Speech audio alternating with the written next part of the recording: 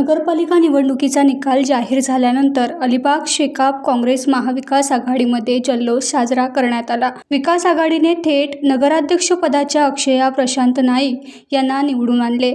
जिल्ह्यात सर्वात तरुण नगराध्यक्ष होण्याचा मान अक्षया नाईक यांनी मिळवलाय। अलिबागमध्ये माजी नगराध्यक्ष प्रशांत नाईक यांचे वर्चस्व आहे, त्यांच्या नावाला वलय आहे। या निवडणुकीत त्यांनी आपल्या पक्षाला आणि पर्यायाने महाविकास आघाडीला अपेक्षित यश मिळवून दिले आणि आपला करिश्मा सिद्ध केलाय।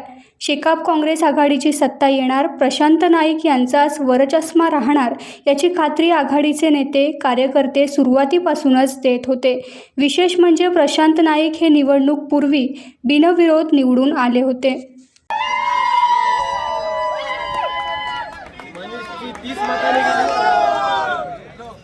टाइम्स डिजिटलला लाईक करा, सबस्क्राइब करा, शेअर करा आणि बेल आयकॉन दाबायला विसरू नका। पाहत रहा टाइम्स डिजिटल।